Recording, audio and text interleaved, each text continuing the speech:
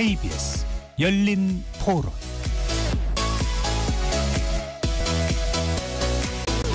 안녕하십니까. KBS 열린 토론 배종찬입니다.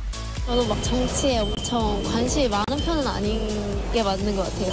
좋게 변했던 적이 없다라고 느껴졌어가지고 엄청 기대가 되거나 하진 않는 것 같아요. 제일 시급한 게 저출산 문제하고 청년 실업자 구제하고 이런 문제. 젊은 사람들이 기득권 안 놀려고 하는 나이 먹은 사람들하고 부딪혀서 투쟁하고 그래서 젊은 사람들한테 혜택이 갈 수 있도록 그렇게 하려면 국회에 많이 들어가야죠. 청년들이 정치 참여가 좀 낮다라고 생각이 들거든요. 현실을 바꿀 수 없다라는 청년들의 좀 그런 상실감이 커서 정치 참여를 하지 않는다라고 생각이 드는데, 청년 당선인분들이 본인 또래의 목소리를 대변할 수 있는 그런 거를 빠른 커뮤니케이션을 통해서 이끌어내서 이 사회에 청년들이 지금 당면하고 있는 문제가 무엇이다라는 걸 사회에 빨리 공유를 할 수 있는 목소리가 되었으면 합니다. 거리에서 만난 시민 여러분들의 목소리 어떻게 들으셨는지요? KBS 열린 토론에서는 4.10 총선 화제의 당선인들을 만나보고 있습니다. 오늘은 그 두 번째 시간 22대 국회에서 가장 패기 넘칠 거라 보이는 두 분을 만나봅니다. 여야 청년 당선인들 중 초선 두 분을 모시는데요. 이번 총선에선 전세 사기, 저출생과 고령화, 기후위기 등 2030을 위한 의제가 잘 보이지 않았다. 청년 소외론이 나올 정도로 아쉽다는 평이 많았습니다. 그렇다면 청년 당선인들은 국회에서 청년들의 목소리를 어떻게 대변할 수 있을지, 또 대한민국 국회는 어떻게 바라보고 있는지 들어보도록 하겠습니다. KBS 열린 토론 지금부터 시작합니다. 치열한 토론 속에서 더 나은 세상을 찾아갑니다. 올바른 세상을 만드는 첫걸음. 평일 저녁 7시 20분 KBS 열린 토론. 오늘 토론 함께해 주실 22대 국회의원, 양당의 청년 당선인 초선 두 분 모셨습니다. 먼저 국민의힘 경기 포천 가평 김용태 당선인 나오셨습니다. 네, 안녕하세요. 김용태입니다. 더불어민주당 인천 서구병 모경종 당선인 나오셨습니다. 네, 반갑습니다. 모경종입니다. 네, 우선 당선을 축하드리고요. 나오셔서 감사합니다. 글쎄 뭐 나이 이야기를 하는 게 뭐 필요한지 어떤지는 모르겠습니다. 청년 두 분을 모셨으니까요. 김용태 당선인은 90년생, 여당에서 가장 막내입니다. 예. 최연소인가요? 예, 여당 기준으로 막내. 여당 최연소. 예. 모경종 당선인은 89년생. 자, 모 당선인은 이 민주당에서는 최연소입니까? 어떻습니까? 초선 중에 최연소입니다. 초선 중에서 최연소다. 네. 용해인 의원하고는 누가 더 나이가 많습니까? 용해인 의원이 저보다 한 살 더 어리신 걸로 알고 있습니다. 아, 그렇군요. 자, 두 분 정말 초선의 초선이고 청년의 청년이다, 이렇게 볼 수가 있는데, 자, 4.10 총선이 이제 20년 지났습니다. 자, 먼저 두 분께 궁금한 게 왜 정치를 하고 왜 정치인이 됐는지가 궁금해요. 먼저 김용태 당선인부터 이야기를 해주신다면요. 당연히 저희가 살고 있는 이 공동체를 더 좋은 공동체로 만들고 싶은 생각이 있죠. 제가 어렸을 때 웨스트윙이라는 미국 드라마, 정치 드라마를 좀 봤어요. 네. 굉장히 재밌게 봤고요. 거기 나오는 이 바틀렛이라는 그 주인공이죠. 그 미국 대통령으로 나오는데 그 바틀렛이라는 가상의 그 대통령이 하는 어떤 정치의 순간순간마다 결정하는 그 고뇌의 순간들, 그리고 참모들과 함께 고민하고 또 이 가치와 국익을 위한 결정할 때 국민을 어떻게 설득하고 예. 야당을 또 어떻게 설득하는지 그 과정들이 굉장히 흥미롭게 느껴졌던 거예요. 그래서 저도 언젠가 한번 정치를 하고 싶다, 이런 꿈을 좀 가졌었고, 네. 그 꿈에서 이번에 또 많은 시민과 국민들께 선택해 주셔서 그런 또 역할할 수 있도록 된 것 같습니다. 그렇군요. 백악관을 다룬 드라마 웨스트윙. 예. 서쪽 날개 쪽에 그 공간에서 수많은 일들이 이루어지는, 그게 흥미로웠고 나를 정치를 하게 만들었다. 모 당선인은요? 정치를 왜 시작했냐라고 했을 때 정치란 거는 모든 국민들이 다 함께 이미 하고 있다라고 생각을 해요. 평상시에 저도 어렸을 때부터 이미 정치라는 거에 들어와 있다라고 생각을 하고 있었고요. 예. 그만큼 현재 삶에 대해서 제가 살고 있는 삶, 우리 부모님이 살고 있는 삶에 대해서 고민을 하던 사람이었고요. 이제 조금 더 구체적으로 정치의 시작점을 출마로 본다면 왜 출마를 결심했냐라고 했을 때 제가 모시고 있던 분의 옆에서 봐온 윤석열 정부의 여러 가지 무능함과 무도함을 더 이상 참을 수가 없겠다. 네. 저 같은 평범하게 살던 사람도 평범하지 않은 용기를 내봐야겠다라고 생각을 해서 출마를 결심했고, 뭐 그것을 정치의 시작점이라 본다면 뭐 그런 어떻게 보면 윤석열 정부가 저를 정치로 끌어들인 게 아닌가라고 생각을 하고 있습니다. 윤석열 대통령이 나를 당선인으로 만들어줬다 이건가요? 당선인까지는 아니지만 그래도 저에게 나서야 된다. 어떤 평범한 사람이 나서야 될 타이밍을 준 게 아닌가 이렇게 생각하고 있습니다. 네. 저는 근데 복수의 정치 좀 안 하셨으면 좋겠어요. 그러니까 가령 윤석열 대통령도 어떻게 보면 문재인 정권에서 검찰총장으로 하시면서 그 정권과 맞서 싸우면서 국민들께서 불러 오신 거잖아요. 근데 그렇게 그 복수의 정치로 계속 흘러가게 되면 글쎄요, 결국에는 국민의 더 이런 삶이나 이런 게 조금 더 좀 안타까워지는 그걸 부분이지 않나. 복수의 정치로 본다기보다는요. 네. 의견 제시의 정치라 보셔야 될 것 같아요. 복수라는 거는 어떻게 보면 힘과 힘이 맞닿아 있고 어느 정도 동등한 힘이 되거나 또는 압도적인 힘이 있어야 복수를 할 수 있는 겁니다. 이건 복수가 아니라 나도 나서야 되고 나의 목소리를 내야겠다라는 의견 제시 또는 참여의 정치라고 보면 될 것 같습니다. 네. 초반부터 불꽃이네.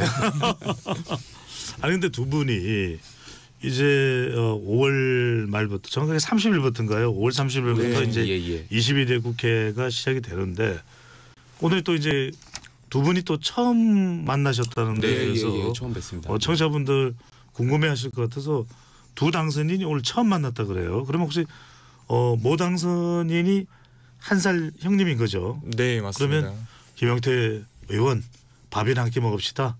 맥주나 한잔해요. 좀 생각은 다르더라도 그럴 제안을 할 생각은 있습니까? 어떻습니까? 당연히 있고요. 뭐 네. 후보 시절에도 당선이 되면 제일 먼저 뭘 하고 싶습니까? 라는 질문을 되게 많이 받았거든요. 예.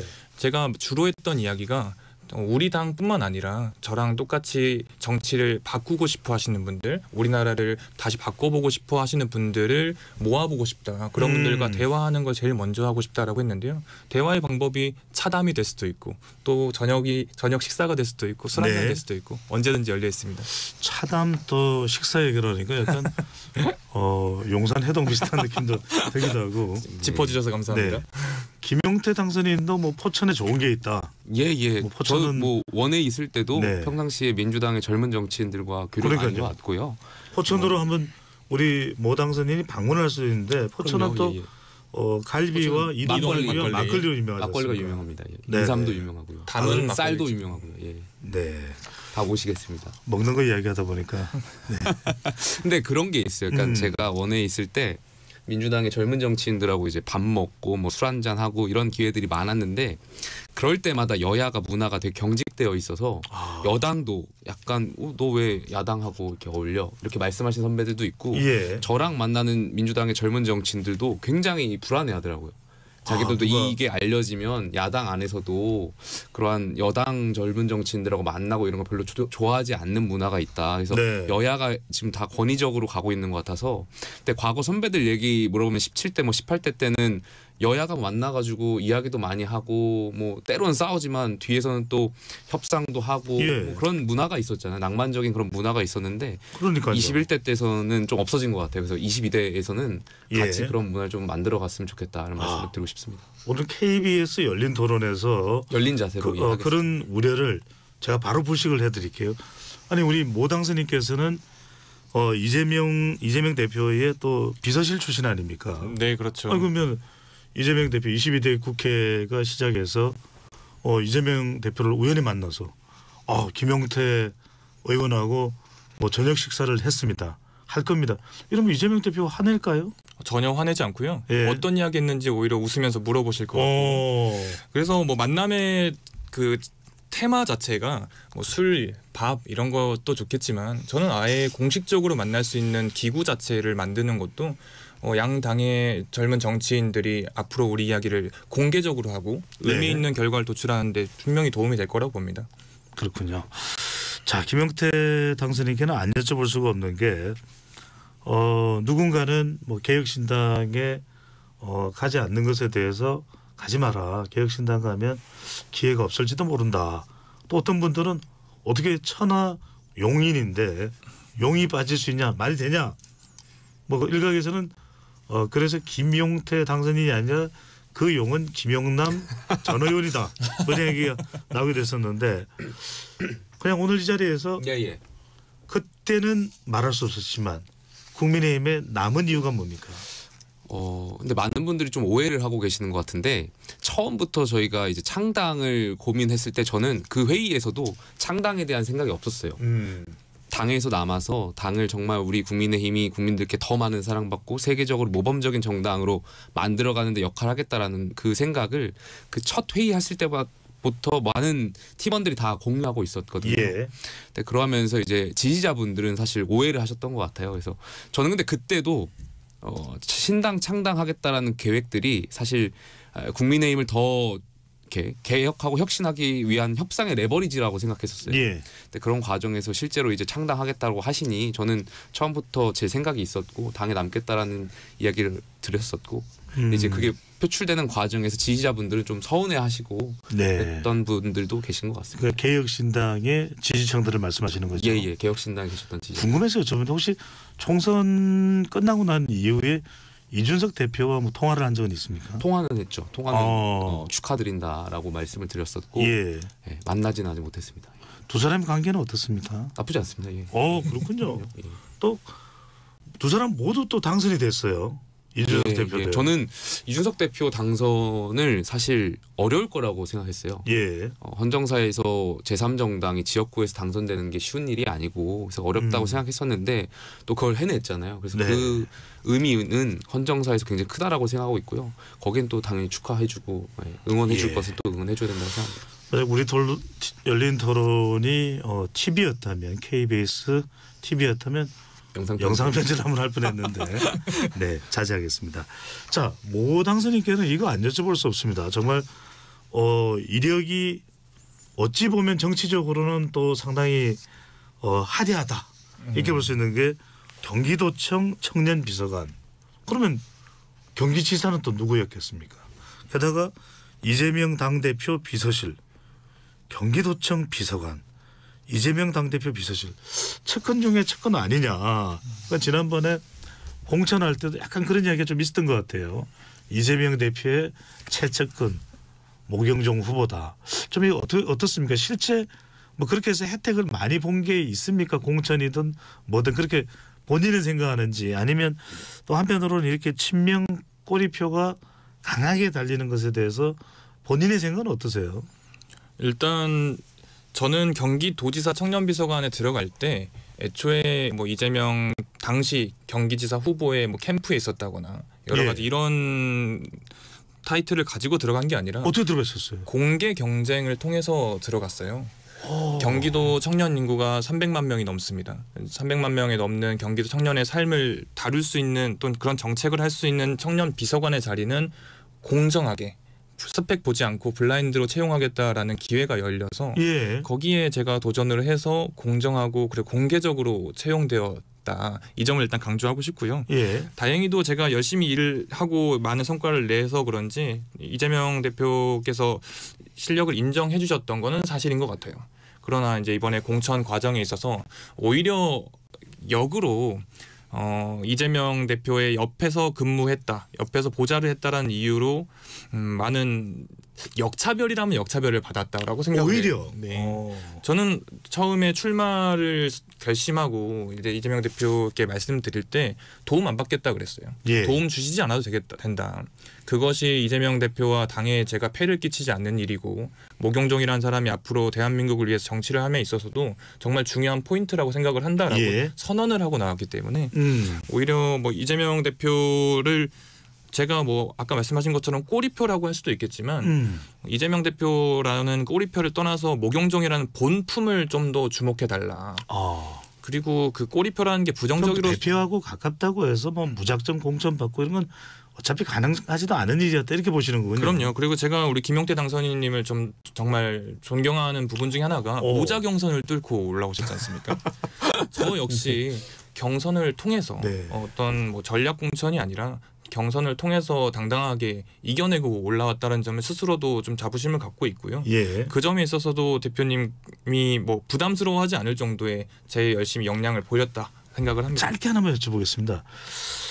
경기도에서도 이재명 대표의 마음에 들었고 그다음에 이재명 당대표 비서실로 가게 되고 무슨 해품달인가 이런 생각 드는데 뭐가 이렇게 이재명 대표에게는 마음에 들었을까요? 모경정 당선인의 뭐 업무나 또는 뭐 품성이나 그게 궁금해요 갑자기. 일단 현 시대의 흐름을 잘 읽는다라고 판단을 해주시는 것 같아요. 네. 그게 뭐 전국에 대한 여러 가지 흐름도 있을 수 있겠지만 우리가 살아가고 있는 많은 세대들, 특히 제 세대를 포함한 일반 사람들의 흐름을 잘 읽고 있구나라는 거를 높게 평가해 주셨던 것 같고요. 두 번째는 저한테 항상 말씀해 주시는 건데 좀 두루두루 낮은 자세를 잘 보였다. 보통 젊은 정치인들이 범하는 우가 조금만 하면 뭐 목에 힘들어 간다는 소리 듣고 어깨에 힘들어 갔다는 소리를 듣는데 저는 그 처음부터 그러지 않아야겠다고 마음 먹었고 도지사 시절에 도지사께서도 처음에 해주셨던 말이 낮춰야 된다라는 말을 해주신 덕분에 알겠습니다. 그 자세를 잘 견지한 게 좀 크지 않았나 싶습니다. 짧게 말씀드리면 좀 경선을 통해서 올라왔다라는 것에 좀 점수를 드리고 싶어요. 무슨 말씀이냐면 대한민국의 국회의원 선거가 물론 이제 국민들께서 직접 선출하지만 후보 선출 과정이 과거에 뭐 전략 공천이나 단수 공천이 주를 이루다 보니까 네. 사실 그 공천 과정에 유권자가 참여하지 못했던 구조가 있었어요. 그러다 보니까 권력이 권력을 재생산했던 구조거든요. 공천 받으려면 어떻게 해야 되지? 권력자를 대변해야 되는구나. 대의민주주의라는 것은 시민을 대변하고 시민의 목소리를 잘 전달해야 되는데 권력자를 아부하고 권력자의 주석이 바빴던 구조였거든요. 네. 근데 어쨌든 모경정 당선인께서는 그걸 깨고 경선을 통해서 올라오신 거잖아요. 저도 그렇고요. 그러니까 권력자를 대변하기보다는 그 지역의 유권자와 국민을 대변하겠다라는 생각이 있는 것 같고 네. 거기에 있어서는 저희가 좀 이렇게 공통분모를 찾을 수 있지 않을까 생각됩니다. 네. 김용태 당선인이 설명을 유려하게 잘 해주셨으면 그럼에도 불구하고 모 당선인은 친명입니다. 자, 그러면 이게 자 우리가 잠깐만요. 네. 본격적인 토론에 들어가기 전에 김 당선인은 친윤인가요? 친한인가요? 언론에서 뭐 저는 비윤으로 언론이 많이 보고 있는데 저는 뭐 우리 당에 비윤 친윤 이런 게 존재하지 않는다고 생각해요. 지금 상황에서는 중요한 것도 아닌 것 같고요. 그러면은 이번 뭐 저는 총선 과정일 수도 친 있고 대통령입니다. 예. 총선 과정일 수도 있고 네, 우리가 좀 정통 토론 프로그램이기 때문에 조금 네. 그리고 또 정치 입문하는 과정에서 특별히 좀 많이 아까 모 당선인의 경우에는 이재명 대표다라는 얘기인데 좀 롤 모델이 되는 정치인이 있었다면요. 저는 첫 시작이 이제 바른정당에서 시작했어요. 뭐 새누리당에 들어갔었던 적은 없었고 바른정당이 첫 제 당이었고 그 당시가 이제 박근혜 전 대통령 탄핵 이후에 바른정당이 만들어졌을 때였는데 저는 그렇게 생각해요. 제가 생각하는 보수는 개인의 창의가 모여서 공동체를 형성하고 이 공동체를 지키는 것이 보수 정당의 기본이라고 생각해요. 예. 그래서 누구나 개인의 노력만으로 합당한 인센티브를 받을 수 있는 공정한 운동장을 만들어줘야 된다고 생각하고 있고 또 누구나 한 번의 실패가 인생 전체의 실패가 아니고 재기할 수 있도록 사회적 안전망을 만들어주는 게 또 보수 정당의 역할이라고 생각하고 있고요. 예. 그리고 이 공동선을 만들어가는 게 보수 정당이 앞으로 나아가야 할 길이라고 생각해요. 더 핵심인 결국에는 양극화 해소하는데 보수 정당이 좀 앞장서야 된다고 생각하거든요. 그러니까 과거에 저희 당이 잘 못했던 부분들이 이제 이런 것을 도외시했던 측면이 있는데 앞으로의 국민의힘, 앞으로의 보수 정당은 이 불평등 격차를 해소해서 이 공동체를 지키는데 역할할 수 있도록 그런 역할을 해야 되지 않나 생각합니다. 알겠습니다. 자, 김용태 당선인은 친 대통령으로 마무리를 하고요. 자, 왜 웃으시죠? 예. 청년 주제로 가보겠습니다. 자, 우리가 오늘 나눠야 될 참 중요한 주제인데 두 분 다 이번 총선을 겪으면서 참 30대 또 20대 더 젊은 세대라고 보면은 참 진출이 많지 않았다. 여전히 국회의 장벽은 높다고 했는데 그러다 보니까 정치도 그렇죠. 우리 사회 전반에 청년 소외론이 대두되고 있어요. 어떤 부분이 가장 핵심적이라고 보시는지 그 원인을 또 어디에서 찾아야 될까요? 모 당선인께서는요. 일단 선거 제도 자체가 확정이 늦은 게 분명히 큰 영향을 미쳤다라고 생각을 하고요. 두 번째로는 일단 청년분들이 정치에 대해서 관심을 갖기에는 더욱더 신경 써야 될 부분들이 너무 많은 거죠. 본인 삶을 살기에 너무 바쁜데 정치에 관심이 없을 뿐더러 흔히 말하는 출마를 통한 여러 가지 플레이어로서 나서는 거에 있어서도 너무나 장벽이 큽니다. 아까 김영태 당선인이 말씀하셨던 것처럼 모두에게 동등한 기회를 준다라고 보여지지만 사실상 이면을 들어가 보면 일단 신인 자체가 등장하기 어려운 정치 구조가 분명히 있습니다. 다행히 저희 당에서는 여러 가지 경선 과정에서 그거를 보완하는 게 있어서 저도 경선을 이길 수 있는 여러 가지 장치들이 있었다고 보거든요. 정당 명부 확보라든지 이런 부분에 대해서도 많은 청년 정치인들이 나오기가 어렵고 그러다 보니 그 이야기를 하는 사람이 없으면서 청년 의제 자체를 말하는 사람조차도 없어졌다라고 보여집니다. 두 번째, 그리고 나서 마지막으로 말씀드리고 싶은 거는 이 청년 의제를 이야기했는데 그 청년뿐만 아니라 청년이 아닌 분들에 대한 이야기는 그럼 어떻게 할 것인가에 대한 해답을 정당들이 내놓지 못했다. 그러다 보니 자연스럽게 청년 의제 자체가 부각받지 못했다. 이렇게 생각을 합니다. 네. 그럼 당선인요? 저는 역설적이게도 진영 간 대결이 세게 부닥치면서 청년 정책이나 이런 공약들이 주목을 못 받았던 거 아닌가 생각돼요. 그러니까요. 선거 초반에는 2030 MZ 세대를 상당히 중시하는 듯한데 예. 2조 심판론 또 진영 간 대결 구도 이게 또 도배가 됐어요. 사실 민주당도 그렇겠지만 저희 국민의힘도 이번에 청년 관련한 그런 공약들 이번 선거에서 내놓았거든요. 근데 그것이 주목을 잘 못 받았고 그러다 보니까 심판론이라든지 이런 것들 진영 간 대결이 가속화되면서 좀 소외가 됐던 것 아닌가 이런 정책들이나 공약들이. 그래서 이런 것 좀 안타까운 측면이 있고요. 모 당선이나 저나 앞으로 이런 것 좀 보완해 나가야 될 측면이 있지 않나 생각합니다. 네. 근데 참 저도 이제 이 토론 프로그램을 진행하다 보면 4년 전에도 청년 정치인이나 또 비례로 이제 진출하는 여성 초선 정치인들을 보면 국회의원들을 보면 이렇게 하겠습니다 했는데 4년 동안 그걸 못하는 경우들이 많아요.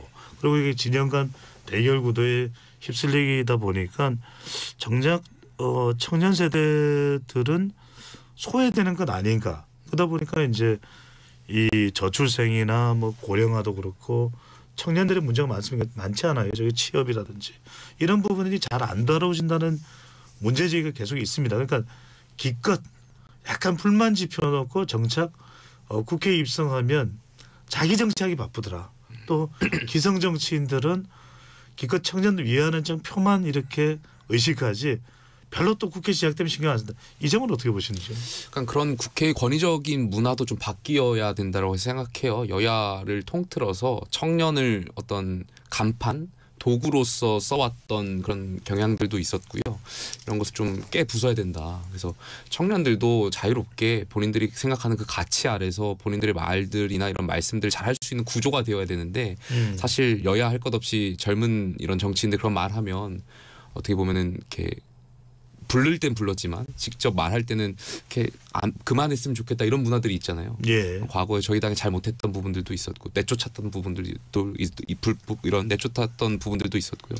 이런 문화를 좀 바꿔 나가야 될 필요가 있지 않나 생각합니다. 근데 이제 세대 교체론이라는 단어들을 많이 쓰는데요. 예. 저는 오히려 세대가 잘 구성돼야 된다. 세대 구성론을 주장을 합니다. 그 말인즉슨 아까 방금 말씀하셨던 것처럼 이제 여당에서 여러 가지 사건들이 있었지 않습니까? 개혁신당이 나오는 여러 과정들을 봐도 그렇고 자신 있게 이 구성 자체에 대해서 이야기를 해야 그 사람이 속해 있는 삶에 대한 이야기가 자연스럽게 나오는 거거든요. 예를 들어서 저 같은 경우는 곧 있으면은 이제 출산과 여러 가지 육아를 고민하고 있는 시점인데 이런 사람이 국회에 들어와 있어야 자연스럽게 본인의 이야기를 또는 본인 주변에 있는 이야기를 더욱 더 당사자로서 이야기를 할 수 있는데 지금 아까 말씀하신 건 간판이라고 표현해 주셨는데 그런 것처럼 명분상 어떤 청년 TO를 만들어내는 거에 대해서 우리 정치권에서 분명히 다시 한번 짚고 넘어가야 된다. 저는 이렇게 생각을 하고 있습니다. 그래도 제가 저희 당 자랑을 한번 하자면 그래도 민주당에 비해서 저희 당 이번에 젊은 당선인들이 비교적 당에 쓴소리도 많이 하고 어떻게 보면 이 국민의 상식을 잘 전달하기 위해서 목소리 내셨던 분들이 공천받고 또 당선됐던 것 같아요. 그래서 앞으로 이러한 분들이 더 많아졌으면 좋겠다 이런 생각을 들고 민주당에서 저랑 같이 뭐 이야기했던 분들은 사실 공천 과정에서 잘 이렇게 좋은 점수 못 받았던 분들이 많아요. 그래서 민주당도 좀 이런 활발한 토론 문화, 그리고 활발한 이런 민주주의잖아요. 다원성에 대한 다양한 목소리가 공존하는 정당 같이 만들어갔으면 좋겠어요. 당에서 이제 그런 이제 청년 정치인들 이번에 초선으로 이제 진입하는 목소리를 정말 진심으로 받아들이는 게 중요할 텐데 가령 국민의힘 김재섭 당선인은 당에서 지침을 주는 걸 반대로 했더니 현수막도 안 걸었더니 당선될 수 있었다. 이런 의견에 대해서는 어떻게 보십니까? 뭐 지역마다 이제 특징이 다 있을 거고 아마 네. 김재수 당선인도 선거 전략상 당의 어떤 그런 정책이나 어떤 전략과 본인이 선별해서 하셨던 것 같고요. 글쎄요, 그건 뭐 지역마다 조금씩 다른 것 같아서 네. 평가를 좀. 제 질문은 그런 김재섭 당선인의 의견 또 낙선인들의 또 의견도 조언도 있을 텐데 그걸 에이 계시면 무슨 소리야? 우린 왜 더 당선되고 좋은 일이 있는데 왜 또 딴소리야? 이렇게 받아들일지 아니면 그것을 쓴소리로 겸허히 당에서 앞으로 미래의 발전을 위해서 녹여 넣을지 어떻게 보시는지요? 그걸 전자의 측면에서 받아들이면 당이 앞으로 나아가는데 결코 좋지 못할 거잖아요. 저희 구성원들도 아마 다 인지하고 있을 것 같고요. 저희 당이 어쨌든 이번 총선에서 국민의 심판을 받았고 바뀌어야 된다라는 것은 많은 당선인들 또 구성원들께서도 인지하고 있을 겁니다. 그래서 네. 저희 여연에서도 김재수 당선인이 아마 그때 여연에서 주최하는 토론에서 말씀하셨던 걸로 알고 있고 낙선자분들의 목소리 더 귀 기울여야 된다고 생각해요. 그분들이 네. 느끼셨던 것 어떻게 하면 이 당 결과적으로는 그 전제는 우리 당이 다시 수권 정당으로 나가기 위한 쓴소리인 거잖아요. 그래서 새롭게 구성될 지도부에서 그런 걸 좀 겸허히 다 받아들이셨으면 좋겠다. 네. 모 당선인께는 이번에 민주당이 압승을 했습니다. 더불어민주연합까지 포함하면 무려 175석인데 워낙 많고 또 압승을 했고 또 하다 보니까 또 이재명 대표 또 긍정적인 의미로 이재명 대표의 영향력이 또 막강하다 보니까 청년들의 목소리 좀 당의 어떤 주류 중진 의원들과의 또 반대되는 의견을 청년 의원들이 제시할 때 초선 의원들이 그런 부분들이 어떻게 좀 잘 받아들여지는 구조가 될 수 있을까요? 충분히 될 거라고 보고요. 지난 총선 때 180여 석을 저희가 받았을 때와는 분명히 다른 구성으로 이번에 당선인들이 구성되었다라고 생각을 하고 그다음에 이재명 대표의 특성상 네. 항상 수평적인 의사 구조를 중점으로 둡니다. 그렇기 때문에 한 명 한 명의 이야기를 절대 허투루 듣지 않을 거고 더 중요한 것은 180명, 약 175명이라고 말씀하셨는데 네. 그분들이 중요한 게 아니라 우리는 이제 국민을 바라보고 있는 국민의 정당이기 때문에 한 분 한 분, 당원 한 분 한 분, 국민 한 분 한 분의 목소리를 모두 다 담으려는 저희 민주당의 그런 방향성이 잘 적용된다면 아쉽게도 구성 자체가 청년 세대가 많지 않은 거에 대해서는 아쉬울 수는 있지만 그게 큰 문제가 되지는 않을 거라고 봅니다. 네. 저는 모 당선인 말씀에 앞으로 그렇게 나아가야 된다고 보는데 민주당도 한 가지 좀 안타까운 측면은 국회의장 선거 앞두고 있잖아요. 네. 근데 민주당의 국회의장 선거를 보면 굉장히 좀 우려스러운 점이 많아요.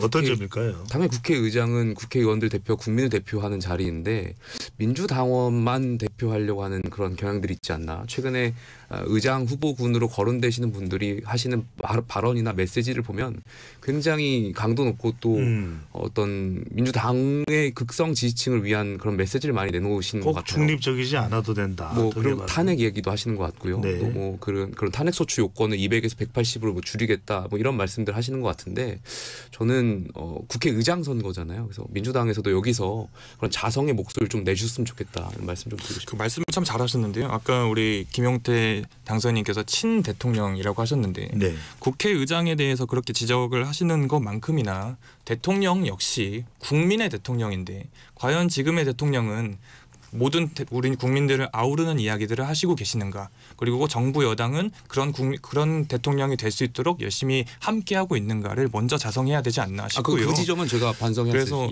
그 지점에 있어서 민주당에서 뭐 국회의장 선거에 대해서 여러 가지 관심들이 많이 있는 걸로 알고 있는데 제가 마주하고 있는 그 국회의장 나오시겠다 한 분들은 그런 우려할 만한 지점을 다 이미 넘어서서 여야의 협치를 이끌어내겠다. 또는 앞으로 입법부로서 삼권분리 국가인 우리 대한민국에서 입법부로서 역할을 할 수 있게 하겠다라는 이야기를 더 중점적으로 하고 계십니다. 제가 뭐 추미애 당선인이나 의원님이나 전 의원님이나 이런 분들 발언들 보면은 모 당선인과의 어떤 생각과는 좀 다르신 것 같아가지고 우려가 좀 됩니다. 그래서 저희가 헌정사상 이렇게 국회의장 선거가 특정 지지층을 위한 그런 메시지를 낸 적이 없었던 걸로 알고 있는데 뭔가 22대 국회가 21대 국회를 답습할 것만 같아서 좀 안타까운 측면이 있어요. 두 분이 뭐 상임위원회가 같은 상임위원회가 될 수도 있는 가능성도 있겠네요. 보니까 국토위 희망하신다라고 말씀하시는 것 같은데. 국토위는 근데 워낙 많은 당선인들께서 희망하고 계셔가지고 어디 희망하실까요? 저는 뭐 국토위나 행안위 희망하고 있습니다. 예, 같은 상임위에 배치가 되면 눈여겨보도록 하겠습니다. 그렇습니다. 예. 네, 빨리 제가 청년 의제로 돌아오겠습니다. 자, 두 분이 아마 이제 청년 정치인이라고 해서 사실 그런 타이틀을 아까 이제 세대 구성론에 따르면 붙이는 것도 사실은 우리가 거추장스러울 수도 있을 것 같아요. 그냥 그렇죠. 모든 사람들이 동등한 위치에서 청년을 이야기하고 여성을 이야기하고 또 고령사회도 대비하고 이게 맞는데 여하튼 간에 두 분에 대한 청년층의 기대는 분명히 있을 겁니다. 김용태 당선인부터 자, 내가 꼭 이것만은 우리 청년들을 위해서 관련 법안을 또는 활동을 또 법안을 통과시키겠다 활동을 하겠다 뭐가 있을까요? 저는 저출산과 관련해서 좀 이야기를 좀 드리고 싶어요. 특히 저희 지역 같은 경우에도 포천 가평에도 많은 유권자분들께서 아이를 낳고 키울 수 있는 환경을 조성해달라는 말씀을 많이 해주셨거든요. 네. 그래서 저희 당이 최근에 저 총선 때 공약했던 것들이 아버지 휴가, 그러니까 육아 대디 휴가를 의무화하겠다. 약속드린 바가 있어서 이런 것들을 제도적으로 좀 실현해 나가고 싶어요. 그리고 그 육아 수당도 지금 현재 150만 원에서 210만 원으로 저희가 인상하겠다는 공약을 좀 드렸었고요. 예. 구체적으로 모두가 좀 아이를 낳고 키울 수 있는 환경을 보다 더 나게 만드는데 좀 역할을 하고 싶습니다. 저출생 대비 더군다나 김 당선인의 지역구인 포천 가평 같은 경우 더 인구가 감소되는 지방 소멸 위기와 지역 그 인구 소멸 위기 지역이기 때문에 더 관심이 많습니다. 상당히 중요해 보이고요. 우리 모 당선인께서는 좀 인구가 많이 밀집되어 있는 또 인천입니다. 지역 관련된 청년 현안도 있을 수 있겠지만 어떤 현안을 꼭 좀 나는 22대 국회에서 이뤄내겠다. 뭐가 있을까요? 저희 지역구가 이제 검단이라고 불리는 지역이에요. 거기에서 검단 신도시 특히 이제 아라동이라 불리는 곳의 평균 연령이 약 34세입니다. 그 정도로 젊은 도시이거든요. 그래서 아까 지금 인구 소멸, 지방 소멸을 이야기하셨는데 저희는 지금 유일하게 인구가 늘어나는 지역구이기도 해요. 근데 그러다 보니 열심히 다니다 보면은 모두 다 이제 아이를 데리고 다니는 분들이 많아요. 유모차도 있고. 그러면서 하시는 이야기가 아이를 낳게 하는 아까 말씀하시는 거 정말 동의하는데 아이를 낳은 이후에 우리가 보육 관련된 내용이 아직 너무 부족하지 않나. 육아휴직 너무 필요하죠. 당연합니다. 근데 육아휴직이라는 건 어떤 회사를 다니고 있는 상태에서 여건을 보장해 주는 거라면 여건을 보장받았을 때 과연 그 아이를 얼마나 잘 키울 수 있고 보육을 할 수 있느냐 여기까지 우리가 나아가야 되거든요. 국공립 어린이집 같은 경우 저희 지역은 정말 대기 인원이 아직도 너무 많이 남아 있어요. 그런 아이를 낳기 위해서 무엇을 혜택을 주겠다를 넘어서서 아이를 낳아도 되는 인프라를 만드는 여러 가지 입법 과제들을 우선적으로 좀 수행해 보고 싶습니다. 네. 김 당선인은 모 당선인의 의지 또 정책 또 법안 의지에 대해서 어떻게 평가를 하시는지. 생각이 비슷한 것 같아요. 그러니까 같은 나이대 비슷한 나이대다 보니까 저희 나이대 30대 중반들이 고민하는 지점들을 잘 이야기하고 계신 것 같고 결과적으로 이 이야기가 청년뿐만이 아니라 지속 가능한 대한민국을 위한 어젠다인 거잖아요. 저희가 또 이걸 해결하지 못하면 대한민국 미래가 없을 거고요. 지금 계속해서 저출산과 관련해서 굉장히 심각한 위기이기 때문에 이건 여야가 초당적으로 해야 될 역할 아닌가 생각합니다. 그렇군요. 김용태 당선인은 아직 미혼이시죠? 예, 저는 미혼입니다. 예. 네, 알겠습니다. 모 당선인은 결혼한 지 이제 6개월 돼가는 예. 것 같네요. 네. 총선 직전에 그럼 거의 결혼. 작년 10월에 결혼을 했으니까요. 이게 이 당선이 엄청난 또 선물이 되네요. 선물일 수도 있고 같이 나눠야 될 어떤 네. 부담감일 수도 있는데. 알겠습니다. 꼭 선물이기를요. 네. 네. 자, 그래서 선물이 돼야 되는 또 이유를 따져보면 정말 국민의힘에 김용태가 있어서 민주당에는 모경정이 있어서 정말 22대 국회는 화목하다. 오늘 같았으면 좋겠어요. 자, 근데 양 진영 간 대치 국면 21대 국회 때보다도 더 심각해질 수도 있다라는 이야기가 나옵니다. 물론 이제 얼마 전 윤석열 대통령과 이재명 대표의 동원을 살짝 물꼬를 튼 것 같기도 한데 완전히 또 그렇다고 이야기하지는 또 못하는 분들도 많아서 모 당선인께는 이걸 여쭤볼게요. 이런 대치 국면 어떻게 좀 극복할 수가 있을까요? 일단 뭐 영수회담을 기준으로 한번 말씀드리는 게 좋을 것 같은데 영수회담 자체는 일단 시작이고 얼마나 이 이후의 움직임들이 빨리 또 실제적으로 있는지가 중요할 것 같아요.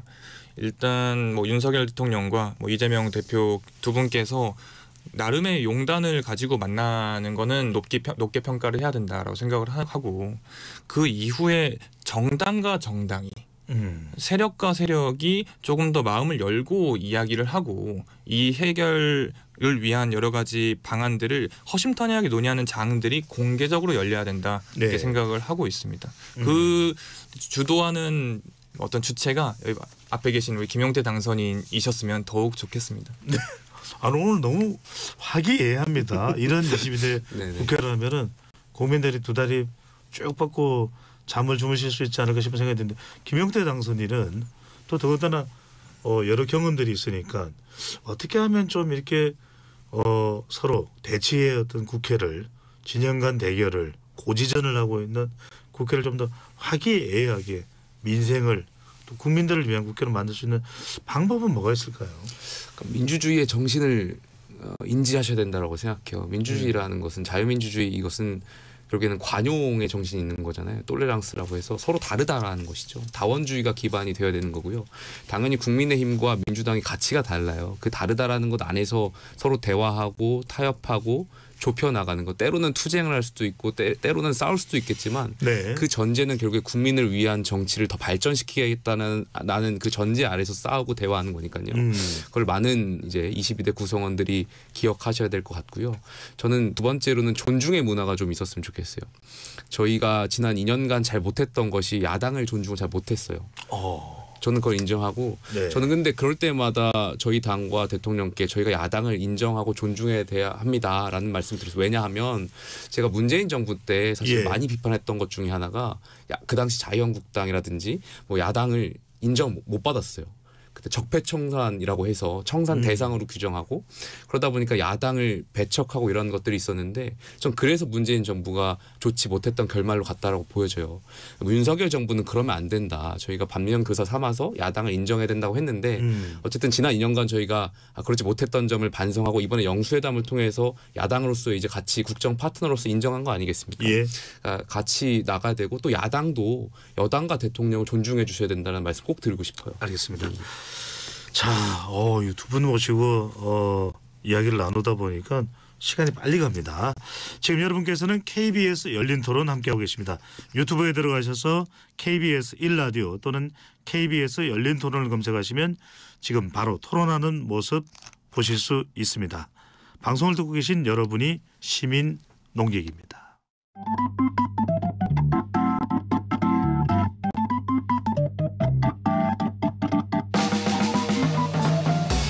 세상을 바꾸는 질문, 열린 토론이 시작합니다. KBS 열린 토론은 언제나 열려 있습니다. 단문 50원, 장문 100원의 유료 문자 샵 9730 그리고 KBS 어플리케이션 콩으로 여러분의 의견을 남겨주세요. KBS 열린 토론 2부 이어가겠습니다. 22대 국회 당선자 특집 두 번째 시간으로 청년 정치인 두 분을 만나고 있습니다. 스튜디오에 모경종 더불어민주당 당선인, 김용태 국민의힘 당선인 함께하고 있습니다. 지금까지 이제 뭐 청년 의제 이야기를 했는데요. 국회 관련된 이야기도 좀 나눠보고 다른 부분 다른 관련 이야기도 좀 나눠보겠습니다. 모 당선인께는 두 분께 다 여쭤볼 텐데 자, 캠프 이제 이 개표 방송 있을 때 사무실에 계셨던 거죠. 네. 자, 최종 이제 당선 확정됐다. 누가 가장 깊었을까? 본인도 있겠지만, 네, 어떤 사람의 얼굴이 먼저 머릿속에 딱 떠오르셨습니까? 저는 저희 지지자분들이 제일 먼저 떠오르더라고요. 어쩔 수 없이. 예. 아마 이재명 대표를 답으로 했으면 다 좋겠다 생각하시는 분도 많았을 텐데. 아니, 저는 부모님 이야기하실 줄 알았는데. 아닙니다. 부모님보다도 네. 진짜 한 분 한 분 지지해 주셨던 분들이 떠올랐고, 그분들께서 어쨌든 미지의 후보일 수도 있는 저를 예. 미래라고 생각해 주시고, 미지가 아니라 검단의 미래였다 생각해 주신 분들이어서 그분들께 너무 감사함이 컸고, 의외로 더욱더 잘해야겠다는 책임감 때문에 그런지 기쁨보다도 또 뭔가 책임감과 그런 사명감이 더 들더라고요. 네. 김 당선님 말씀 잘하셔야 될 것 같아요. 누가 가장 머릿속에 먼저 떠오르시던가요? 저는 솔직히 아버지가 가장 먼저 떠올랐습니다. 왜냐하면 여자친구 아니고요? 저희 아버지가 이번에 굉장히 고생을 많이 하셨고, 제가 처음 정치할 때부터 공직선거가 이번에 공식적으로 3번째였습니다. 네. 그 3번마다 가족들이 많이 고생을 했었고, 아버지가 후보보다 더 열심히 다니셨거든요. 그래서 뭐 제가 아버지께서도 고향이라고 하셨으니까 부천 이전에 뭐 정치를 고향이십니다. 좀 하셨습니까? 아닙니다. 저희 아버지는 평범한 소시민이셨고, 사실 제가 정치하는 걸 반대하셨어요. 어렸을 때부터. 그래서 저를 교차 지원해서 공대로 가길 희망해서 제가 공대를 나왔는데, 공대를 나오면 평범한 이제 셀러리맨이라 그 이제 공장이라든지 이런 직장에서 네. 일을 하기를 원하셨었는데, 제가 어떻게 하다가 다시 또 정치에 들어오면서 아버지도 또 이렇게 아들 하기 위해서 열심히 또 잠 줄여가면서 네. 또 뛰셔서 굉장히 죄송하고 또 고맙다라는 말씀 꼭 드리고 싶습니다. 그렇군요. 자, 초선 당선인 또 청년 당선인 두 분을 모셔서 한 분은 89년생, 한 분은 90년생. 자, 지금 어떻게 좀 내가 이제 국회의원이야 이런 좀 기분이 나시나요? 또 뭔가 지금 교육을 받고 있는 게 있습니까? 이미 국회에서 22대 국회 이제 한 달여 있으면 시작되는데, 뭐 관련 의정생활이라든지 뭐 달아야 될 배지라든지 뭐 이런 설명들이 좀 있습니까? 지금 아마 등록하는 기간일 거예요, 아마도. 그다음에 뭐 저희 당에서도 초선 의원 워크숍도 예정되어 있는 걸로 알고 있고요. 근데 뭐 그런 준비 과정이 중요한 것 같지는 않고요. 이미 준비되어 있는 상태로 출마를 했고, 준비되어 있는 상태에서 당선이 되었다고 생각을 하고요. 뭐 감사하게도 이재명 대표랑 같이 이제 옆에서 이제 보좌하면서 많은 과정들을 봐왔기 때문에 네. 뭐 추가적으로 준비 과정이 얼마나 있건 뭐 얼마 남았건 간에 이미 저는 준비된 상태다, 이렇게 말하고 다닙니다. 준비된 당선인이다. 김영태 당선인은 지금 또 고향에 친구들도 많이 있을 거 아니까. 예. 내가 국회의원이야. 어떻게 생각해? 뭐 좀 이런 기분이 느껴집니까? 어떻습니까? 글쎄요, 뭐 당선 사례를 하고 지역구 주민들 계속 찾아뵙고, 네. 그렇게 하다 보면 뭐 국회의원 됐다라는 그런 어떤 실감은 느끼지 못했고요. 더 겸손하게 더 많은 분들 많이 찾아뵙고 굉장히 다양한 민원들이 있습니다. 예. 이걸 어떻게 하면은 우리 국민들, 우리 지역구 유권자분들의 삶이 더 나아질까에 대한 고민을 많이 하고 있기 때문에 그런 걸 좀 더 집중해야 될 시기 아닌가 생각합니다. 자, 2부에서는 두 분께 좀 지금 진행되고 있는 현안들, 제가 왠지 주제들이 좀 민감할 것 같아서 조금 말랑말랑한 걸로 먼저 시작을 했습니다. 모경정 당선인께 좀 여쭤보죠. 이 윤석열 대통령과 이재명 대표의 용산 해동, 그 이후에 뭐 관련된 이야기는 참 많았으니까 국회에서 또 이태원 특별법은 본회의에서 또 합의가 되고 처리가 됐습니다. 네. 처리가 됐죠. 통과가 됐는데 뭐 이런 건 좀 성과라고 봐야 될까요? 이재명 대표와 윤석열 대통령과 이재명 대표의 해동 어떻게 평가를 하시는지요? 방금 말씀하신 이태원 참사 관련된 특별 그 법에 대해서 성과라고 보면 안 된다고 생각을 해요. 그건 당연히 이루어졌어야 될 부분인 거죠. 그거를 성과라고 하면 윤석열 대통령한테도 신뢰인 것 같고요. 이제 영수회담 자체에 주목이 되었다면 그동안에 영수회담 이후가 중요한 겁니다.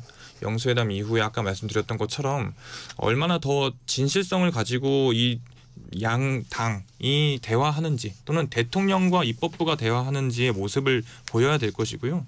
그동안에 윤석열 정부가 거부권을 그렇게 많이 활용을 하셨는데 이제 거부권이라는 것 자체에 다시 한번 생각을 해야 되는 계기가 분명히 되었다. 그리고 그런 의지를 어느 정도 보여주는 게 영수회담의 시작이었다라고 생각을 하고 있습니다. 네, 김영태 당선인 어떻게 보시는지요?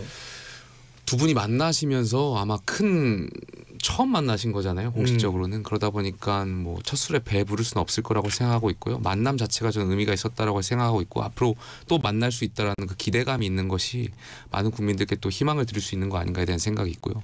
또 이태원 참사 특별법이 통과된 거에 대해서는 저는 되게 굉장히 큰 성과라고 성과라고 생각해요. 보시죠? 예, 왜냐하면 여야가 특히 여당 같은 경우는 독소 조항을 빼달라고 요구가 있었고, 어떤 유가족의 그런 아픔이라든지 유가족의 진상 규명에 대해서 여당도 바라고 있었던 점이거든요. 근데 어떤 특정 조항 때문에 저희 여야가 그 합의를 못 하고 있었는데, 이번 회담을 통해서 이것이 통과된 거잖아요. 대통령께서 당연히 국민을 위해서 또 이 유가족들의 그런 아픔을 위해서 당연히 하셨어야 되는 일인데 늦었지만 이제라도 통과되어서 굉장히 기쁘고요. 또 감사하고요. 아마 네. 유가족분들이 굉장히 힘드신 순간들 보내셨을 거예요. 그래서 이런 아픔이 조금이나마 좀 치유가 됐으면 좋겠다 이런 생각이 갖고 있습니다. 근데 네. 다만 말씀하시죠. 다만 이제 야당께 또 부탁드리고 싶은 것은, 아마 영수회담이 끝나고 야당의 모 대변인께서 이런 말씀하셨어요. 사실상 이태원 참사 특별법은 거절했다, 이런 또 프레임을 계속 씌우고 계신 것 같았어요.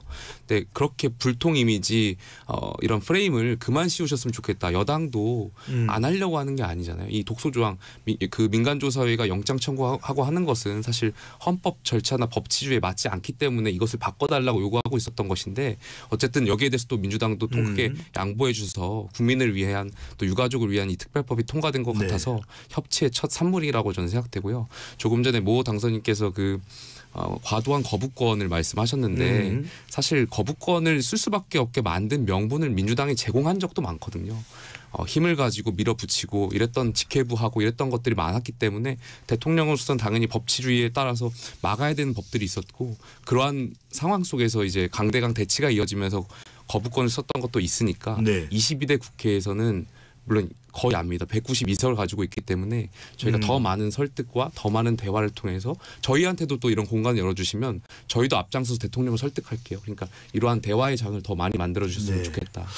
김영태 당선인이 필요하다면은 대통령도 설득을 하겠다.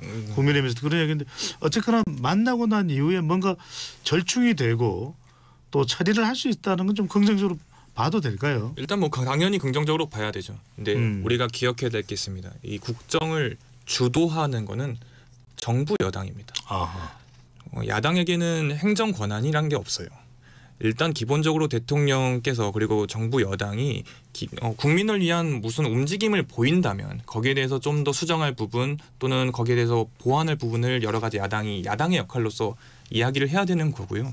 그런데 지금까지는 무언가를 하겠다가 없이 오로지 야당에 대한 이야기만 해왔기 때문에 뭐 거부권을 어쩔 수 없었다라는 이런 말씀으로 전 들렸는데, 거부권을 논하기 전에 기본적으로 법사위에서 계류된 여러 가지 많은 법안, 민생 법안들이 있고요. 그리고 감사하게도 김영태 당선인께서 뭐 대통령도 하고 나서겠다 해주셔서 정말 감사한데, 21대 국회에서는 그런 모습들이 보이지 않았던 게 사실이고요. 말씀 중에 제가 인정하는 부분이, 여당이 국정을 운영하고 책임지는 정당이라고 했잖아요. 저는 야당이 이 지점을 꼭 기억해 주셨으면 좋겠어요. 어떤 지점일까요? 영수회담 보면 사실 뭐 추경 이야기하고 이런 말씀하셨잖아요. 지금 정부는 윤석열 정부고요. 저희는 건전 재정을 기조로 하고 있는 정부입니다. 그래서 자꾸 야당이 이러한 정책들, 포퓰리즘성 정책들을 자꾸 주장을 좀 안 하셨으면 좋겠다, 이런 말씀 좀 드리고 싶어요. 저희 국정을 책임지는 정당이잖아요. 이 재정 관련해가지고 굉장히 미래 세대에 부담이 되는 거고, 저희가 건전재정 기조를 유지하면서 인기 없는 정책까지 하는 이유는 청년 세대와 미래 세대를 위한 고언이거든요. 저희가 고민하는 지점이 있고, 그런 지점에 있어서 민주당도 같이 고민해 주셨으면 좋겠다, 이런 말씀 좀 드리고 싶습니다. 모 당선인께서 이재명 대표가 용산회동에서 전국민 25만 원 지원금 제한한 것까지 포함해서 김영태 당선인 발언에 대한 또 의견을 주신다면요. 방금 뭐 여러 가지 언론에도 다른 인터뷰에서 하신 말씀들이 회자가 많이 되던데요. 또 똑같은 말씀하시네요. 이제 지금 정부는 윤석열 정부다. 지금 정부는 국민들의 정부입니다. 윤석열이라는 대통령 한 분으로 돌아가는 정부가 아니고요. 야당의 역할이 있는 거고요. 야당은 충분히 대안과 여러 가지 내용들을 제안해야 될 의무가 있는 세력입니다. 그래서 뭐 여러 가지 많은 이야기들을 뭐 대표께서 가서 10장의 A4 용지를 통해서 말을 한 것 자체는 그만큼 야당이 그동안 말을 할 수 있는 기회가 많이 있었는지를 한번 우리가 생각을 해봐야 돼요. 야당이 이야기를 하면 들어주었는지 생각해 봐야 돼요. 그렇지 않았기 때문에 그런 이야기들을 일단 그런 기회를 삼아서 이야기를 했고 그런 선택지를 가지고 결국 선택을 하고 집행을 할 수 있는 권한을 가지고 있는 건 결국 정부 여당입니다. 그렇기 때문에 지금의 정부는 윤석열 정부다라고 말씀하지 마시고요. 지금의 정부는 국민들의 정부고 대통령으로서 그 국민들의 이야기를 잘 들어야겠다. 이런 자세가 선행되어야 된다 생각을 합니다. 네. 혹시 발언하시겠어요? 국민들께서 저도 추경에 동의하지 않으실 거라고 생각해요. 네. 저는 뭐 25만 원 사실 저희가 물가 안정을 하기 위해서 굉장히 노력하고 있고 근데 그 25만 원 물론 현금을 지원하게 되면 사실 물가 측면에서 경제적인 측면에서 더 여태까지 저희가 해왔던 노력들이 물거품 될 수 있을 것 같고요. 저는 개인적으로 그러한 돈보다는 더 어려우신 분들한테 꼭 필요한 혜택이 주어져야 되지 않을까 이런 생각이 듭니다. 동의합니다. 이제 25만 원이라는 거에 너무 주목을 해서 거기에만 주목하게 만드는 그런 자세는 옳지 않다고 보고요. 여러 가지 많은 대안을 우리는 제안을 했고 그 안에서 방금 말씀하신 재정 건전성 얼마나 중요합니까? 그리고 소외되신 분들을 챙기는 것 당연히 중요하죠. 여러 가지 저희가 제안한 내용들 중에서 말씀하신 국가 재정 건전성을 잘 참고해서 그런 방향을 맞춰주면 좋겠다 이렇게 생각을 합니다. 네, 알겠습니다. 또 이게 주제 토론이 또 뜨거워지니까 제가 워워워 해야 되는데 더 뜨거운 주제입니다. 자, 오늘 국회에서 최상병 특검 법안입니다. 해병대 특검 법안이라고도 하는데 민주당을 포함한 야당이 단독 처리를 했다.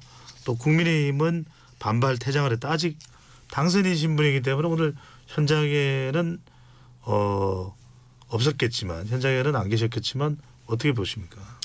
특검 같은 경우는 일단 원칙적으로 말씀드리면 역대 특검들 대다수가 여야 합의로 통과가 됐거든요. 네. 그러한 지점이 안 됐다라는 점에서 좀 안타까운 생각을 갖고 있고요. 두 번째로 가장 중요한 것은 결과적으로 진상 규명인 거잖아요. 이 기업이나 군대나 이러한 중대재해 같은 그러니까 어떠한 지휘권이 갖고 있는 사람의 부당한 지시가 있었더라면 뭐 부당한 지시에 대해서는 반드시 진상규명하고 여기에 대한 처벌과 책임이 있는 것이 이 시대의 공정한 법 집행, 법치주의라고 생각해요. 그래서 여기에 대해서 분명히 뭐 어떤 부당한 개입이나 수사를 방해하려고 하는 그런 의혹까지도 있었더라면 당연히 명명백백하게 수사해서 밝혀내는 것이 국민들이 원하시는 바라고 생각되는데 지금 상황에서 특검보다는 저 개인적인 생각인데 네. 공수처의 힘을 실었던 게 맞지 않았나에 대한 생각이 있고요. 더 나아가서 대통령께서 저는 진솔하게 이 부분을 국민들께 설명하는 작업이 좀 필요했었다 이렇게 생각합니다. 많은 국민들께서 의혹을 갖고 계시고 또 이 억울한 죽음에 대해서 꼭 진상규명해야 되는 거잖아요. 그럼 대통령이 여기에 대해서 갖고 있던 생각들 이러한 정말 진상규명에 대한 의지들 이런 것을 국민들께 좀 대화하고 기자회견을 통해서 하셨더라면 더 좋지 않았을까 이런 생각이 있습니다. 네, 지금 국회에서 가장 뜨거운 또 정치 현안은 바로 최상병 특검법입니다. 방금 전에 김당선이 이야기한 대로 뭐 공수처에서 수사할 수 있다. 대통령이 더 설명을 하면 굳이 특검보로까지 갈 이유가 있겠느냐. 민주당도 이 관련해서 김진표 국회의장과도 좀 갈등을 빚는 모습이었어요. 이런 상황 속에서 민주당 지도부가 또 이 특검법을 빨리 또 본회의에서 처리해야 되는 그 이유를 어디에 있다고 봐야 될까요? 방금 김당선님께서 공수처 이야기를 해주셨는데요. 네. 이 우리 해병대원 사망 사건은 기본적으로 대통령실이 연루되어 있다라는 이야기가 나오는 사건입니다. 공수처를 넘어서서 입법부의 권한으로서 특검을 제안을 하고 그 특검을 통해서 대통령실을 포함한 정말 살아있는 권력을 포함한 공정한 수사가 필요한 시점입니다. 뭐 방금 뭐 국회의장님 말씀 이야기를 했는데 국회의장께서도 결국에는 민주당이 이야기하는 부분에 대해서 수긍을 하셨다고 저는 생각을 하고 있고요. 우리가 입법부로서 국회의원들로서 지금 윤석열 정부 대통령실에서 하는 여러 가지 행태에 대해서 의심을 가질 수밖에 없는 일들이 너무 많이 벌어졌습니다. 아까 김당선님께서 말씀하셨던 것처럼 여러 가지 사건들이 있었고 뭐 이종섭 전 이제 대사 사건도 마찬가지죠. 이하 부정관이라고 했습니다. 윤석열 대통령께서 뭐 여러 가지 기자회견이 됐든 좀 더 진솔하게 또는 윤석열 대통령을 보자 하는 많은 분들이 이 부분에 대해서 오히려 더 진솔하고 당당하게 나왔으면 우리가 거기에 대해서 의혹을 제기할 필요도 없고 특검법이라는 어떻게 보면 최후의 수단을 이야기할 이유도 없었을 것이다. 이렇게 생각을 합니다. 김당선님께서는 지금 모 당선인도 그렇지만 민주당 쪽에서 야권 쪽에서 계속 제기하는 것이 최상병 특검 또 최상병 관련 수사와 관련해서 대통령실 연루 또 윤석열 대통령 이제 거부권 이야기도 나옵니다. 일단 한번 거부가 됐나요? 아직까지 거부권 행사하지는 않았나요? 아직까지 특검이 이제 처음 통과된 거니까. 그렇죠. 예. 그러면은 이제 대통령의 거부권 행사 여부가 나올 텐데 우선 대통령실과 연루됐다는 부분에 대해서 어떻게 하신 또 대통령 거부권 행사 여부는 어떻게 보시는지. 그렇게 비춰지게 만든 것 자체가 전 여당과 대통령실 잘못이라고 생각해요. 아까 말씀하셨던 것처럼 이종섭 전 대사 임명 건이나 국민들이 보시기에는 뭔가 정부가 그리고 여당이 이걸 권력을 뭔가 감싸려고 하는 것 아니야? 이런 의구심을 갖고 계신 거잖아요. 이 의구심에 대해서 제대로 대처하지 못했고 그 의구심이 처음에 있을 때 대통령께서 솔직하고 진솔하고 여기에 대해서 입장을 표명하셨어야 된다고 생각하거든요. 공수처에 대한 수사에 힘을 실어주시고 진정성 있게 이 억울한 죽음에 대한 진상규명을 하겠다. 여기에 대해서 어떤 부당한 지시라든지 또 혹은 정말 국민들께서 우려하시는 그러한 부당한 개입이 있었더라면 명명백백하게 권력에 대해서도 수사하겠다라는 말씀을 대통령께서 하셨더라면 여기까지 이렇게 오진 않았을 거라고 생각해요. 그래서 네. 아쉬운 측면이 굉장히 많고요. 지금이라도 전 대통령께서 여기에 대해서 그러한 입장을 좀 말씀해 주셨으면 좋겠다 생각해요. 많은 국민들께서 듣고 싶어 하실 것 같고요. 그렇게 됐을 때는 이 특검법에 대해서 다시 한번 고민할 수도 있지 않을까 생각됩니다. 다시 한번 고민이라는 이야기는 또 국민들에게 설명한다라는 것은 그 정도만 한다면 거부권을 행사할 수도 있다 이 의미시죠. 그러니까 여러 가지 의미가 있는데 거부권을 행사한다는 것 자체가 좀 국민들께서 당연히 좋지 않게 보실 거잖아요. 맞지 않다라고 보여지는데 다만 대통령께서 제가 말씀하셨던 그 선행 과정들 국민들께 대화하고 또 솔직하게 대통령의 생각을 말씀하신다면 그때는 또 다른 국면이 있을 수 있다라고 생각됩니다. 우리 김당선님도 장교 출신이시죠? 예. 장교로서 병력을 운영함에 있어서 한 명 한 명의 병력이 얼마나 소중한지 더 잘 아실 겁니다. 이거는 한 해병대원의 사건을 넘어서서 군, 기강에 대한 문제이기도 합니다. 국군 통수권자로서 가져야 될 여러 가지 모습들이 있어요. 우리나라는 아직 휴전국가입니다. 국군 통수권자가 군 기강과 군 전체에 보여야 될 모습들을 과연 보였는가. 그 부분에 대해서 간과해서는 절대 안 된다고 생각을 하고 한 정말 소중한 어떻게 보면 요즘 젊은이들은 끌려갔다라고 표현합니다. 자신의 청춘을 바쳐서 군 부대에 우리 국가의 안보를 위해서 희생한 우리 상병, 우리 해병대원에 대해서 국가의 통수권자인 대통령이 어떤 자세를 보이는지 국민들은 똑똑히 지켜볼 겁니다. 네, 자, 요 주제는 이 정도로 하고요. 두 분께 또 여쭤보고 싶은 것이 자, 국민의힘 이야기부터 먼저 해볼까요? 지금 원내대표가 누가 되느냐 초미의 관심사입니다.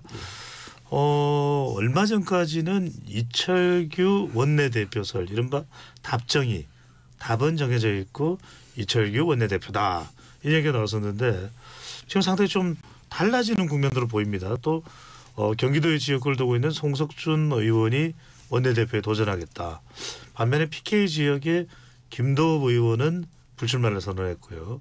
어떻게 되는 겁니까? 이철규 의원이 원내대표 되는 겁니까? 지금 9일로 의원들의 투표 날짜는 미뤄졌는데 아니면 송석준 의원이든 다른 대항마가 있는 겁니까? 말씀하신 분들 말고도 더 많은 분들이 출마를 준비하시는 걸로 제가 알고 있고요. 글쎄요, 지금 여소야대 상황에서 특히 이러한 저희가 총선 이후에 여당 원내대표가 굉장히 어려운 자리라고 생각해요. 대통령한테도 설득해야 되고 국민의 목소리를 야당의 목소리를 제대로 전달해야 되고 또 때론 야당과 대화하고 또 타협하고 또 투쟁도 해야 되고 여당의 원내대표 자리 굉장히 어려운 자리인데요. 지금 많은 분들이 이 어려운 자리에 대해서 굉장히 고민을 많이 하고 계신 것 같아요. 그래서 글쎄요, 저는 근데 이제 언론에서는 친윤이다 비윤이다 이렇게 보고 계시는 것 같은데 그것보다 저희가 중요한 것은 이 상수 192석이라는 거야라는 상수를 잊지 말았으면 좋겠어요. 결국에는 이 어려운 상황에서도 무언가 만들어내고 정치력을 발휘할 수 있는 사람이 여당의 원내대표가 되셔야 된다고 생각하고 있고요. 그러한 지점이라면 저는 개파는 큰 문제가 아니라고 생각합니다. 네. 단도직입적으로 여쭤보겠습니다. 김용태 당선인이 전망하는 원내대표는 누군가요? 1번 이철규, 2번 송석준, 3번 추경호. 네, 잘 아시겠지만 네. 가장 어려운 선거가 원내대표 선거입니다. 네. 잘 아시죠? 예. 예측할 수가 없는 선거가 네. 원내대표 선거이기 때문에 알지만 말은 하지 않겠다. 방금 손가락을 이렇게. 뭔가 펼치신 것 같았는데 3번이었나요? 아니. 네. 자, 이제 민주당으로 가봅니다. 민주당 고민을 할 필요가 없어진 거죠? 고민을 끝냈죠. 네네. 자, 박찬대 전 최고위원 의원의 단독 입후보고 이제 그러면 이제 찬반 투표가 될 텐데 같은 또 인천 지역구입니다. 네, 그렇죠. 박찬대 의원 쪽으로 이렇게 수렴이 되는 이유는 찐명이라서 그런 겁니까? 아니면 정말 원내대표로서 너무나 다른 사람들은 불출마 선언을 할 수밖에 없는 적임자라서 그런 겁니까? 어떤 이유입니까? 당연히 전 대답을 후자로 하겠죠. 네, 당연히 적임자라고 생각을 하고요. 네. 이게 정답일 수밖에 없는 이유가 대표님과 최고위원으로서 호흡을 많이 맞춰왔다 이런 것도 분명히 작용을 했을 겁니다.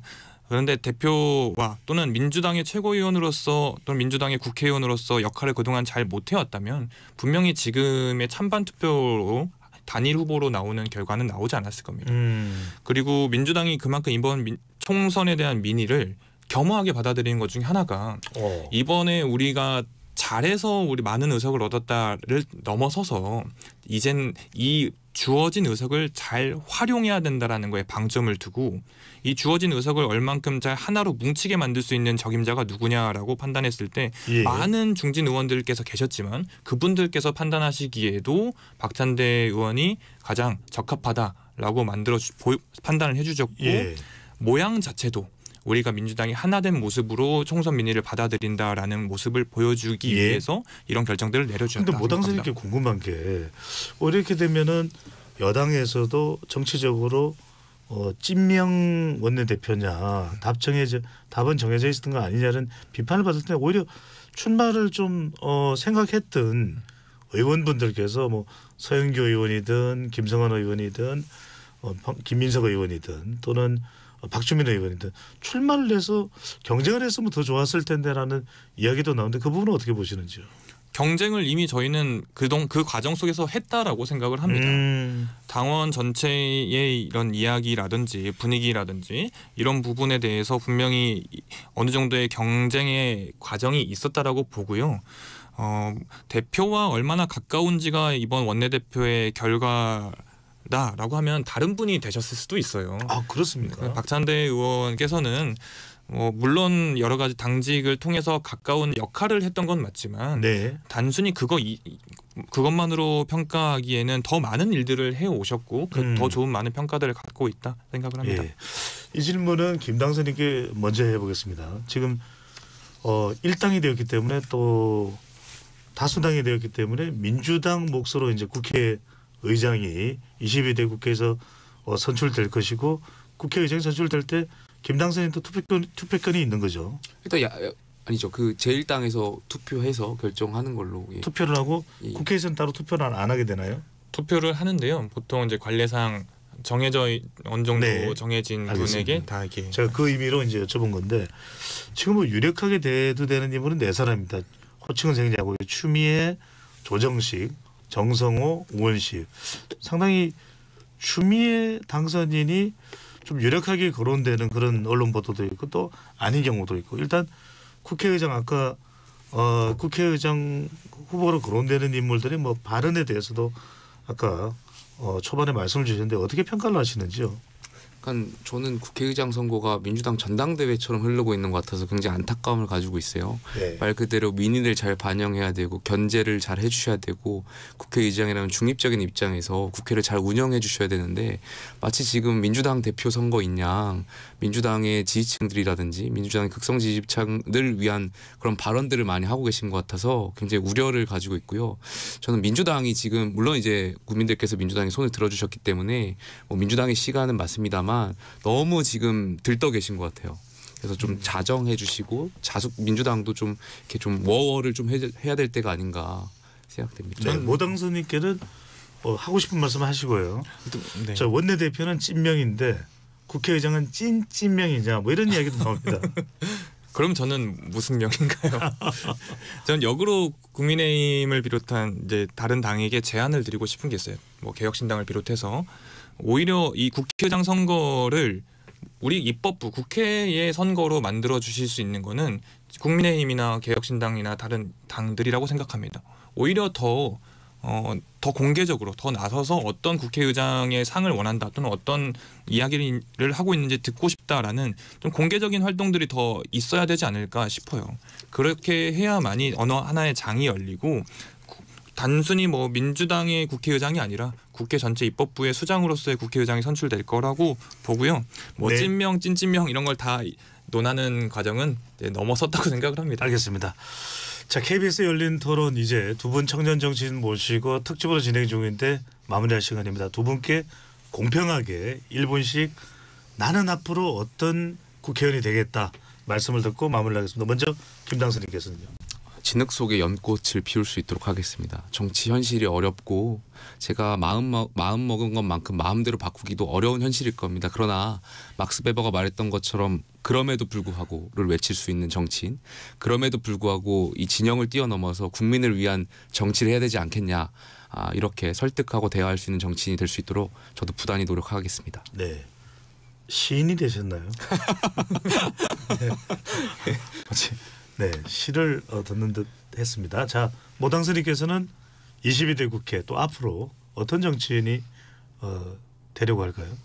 정치란 기본적으로 대립이 있을 수밖에 없습니다. 대립이 없는 정치는 우리가 원하는 자유민주주의 또는 민주주의 국가가 아니겠죠. 그런 대립 속에서도 이 민주주의라는 것은 더 협상하고 논의하고 토론하는 것이 기본 자세라고 생각을 합니다. 이번 22대 국회가 이전의 국회와 다른 모습을 보이기 위해서는 우리 앞에 계신 김용태 당선인을 비롯해서 저부터도 나서서 큰 물줄기 또는 큰 그룹이 부딪힐 때 그 물 밑에서 개울물도 흐르게 해야 되고 시냇물도 흐르게 해야 됩니다. 안에서 물밑 협상이라고 부르든 뭐라고 하든 간에 대화하는 정치, 그리고 소통하는 정치, 그리고 국민의 민의를 반영하는 그런 정치를 함께 해나갔으면 좋겠습니다. 두 분 같은 정치인만 있다면 우리 국민들이 유권자들이 걱정하지 않아도 된다는 생각. 두 분 하여튼 오늘 말씀하신 대로 꼭 실천할 거죠? 예, 그럼요. 네, 물론이죠. 모든 국민들이 지켜보고 제가 두 눈 부릅뜨고 눈이 빠질 정도로 지켜보도록 하겠습니다. 자, 두 분만큼만 해주면 좋겠습니다. 두 분 말씀 감사드리고요. KBS 열린 토론 당선자 특집으로 진행했는데 이것으로 모두 마무리하겠습니다. 지금까지 KBS 열린 토론 배종찬이었습니다.